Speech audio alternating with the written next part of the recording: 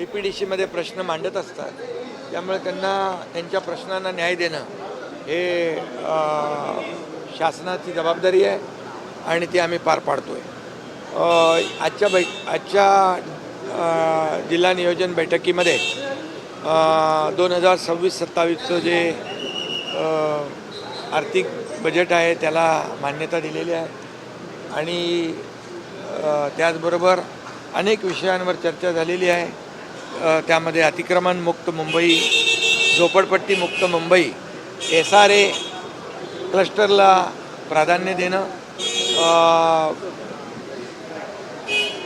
त्याचबरोबर ज्या आपल्या शासकीय यंत्रणा आहेत त्यांना जेवीमध्ये घेणं आणि जेवीच्या माध्यमातून रखडलेले जे प्रकल्प आहेत त्यांना मार्गी लावणं, हिंदुहृदय सम्राट बाळासाहेबांचं जे स्वप्न होतं 40 लाख लोकांना घरं देणं, खऱ्या अर्थाने आम्ही रमाबाई आंबेडकर नगरचा प्रकल्प 17,000 घरांचा SRA आणि MMRDA मिळून सुरू केलेला आहे, म्हणजे त्याला चालना दिलेली आहे.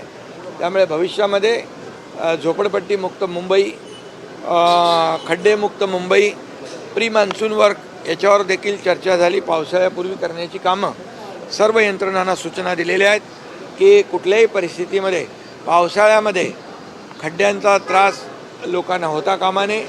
पहिल्या फेजमधलं 31 मेपर्यंत सगळे कॉन्क्रीटचे रस्ते कंप्लीट होतील.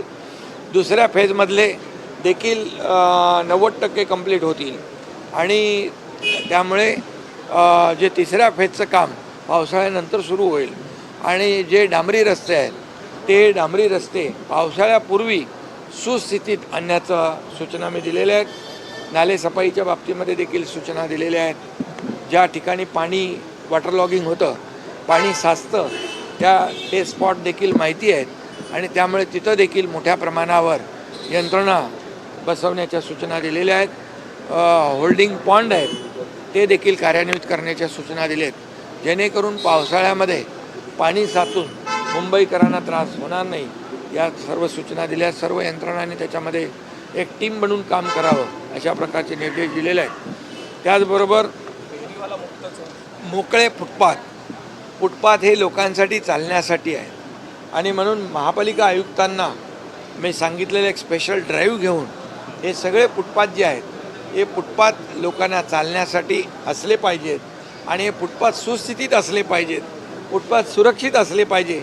यासाठी बजेटमध्ये एक वेगळी तरतूद करण्याच्या देखील सूचना दिलेल्या आहेत, जेणेकरून मुंबईतले सगळे फुटपाथ आपल्या मुंबईकरांना चालण्यासाठी मोकळे राहतील आणि सुरक्षित राहतील. या बाबतीमध्ये देखील निर्णय घेतलेला आहे आणि त्यामुळे प्रदूषण मुक्त मुंबई, दादरचा शिवाजी पार्कचं प्रदूषणच्या बाबतीमध्ये IITची नेमणूक केलेली आहे. पण मुंबईतले संपूर्ण मुंबई प्रदूषण मुक्त झाली पाहिजे, प्रदूषण कमी झालं पाहिजे. यासाठी जे काही नॉर्म्स ठरवलेले आहेत त्याची अंमलबजावणी काटेकोरपणे प्रभावीपणे केली पाहिजे अशा सूचना मी दिलेल्या आहेत. त्याचबरोबर जे खाजगी डेव्हलपर आहेत त्यांनी सगळ्या सूचना नियम पाळले पाहिजेत. मग स्प्रिंकलर असतील, त्याचबरोबर जे त्यांना इमारतीला नेट लावून ते सुरक्षित करणे किंवा धूळ मुक्त करणे, मॉनिटरिंग सिस्टीम जी आहे ती देखील आपण हे केलेलं आहे.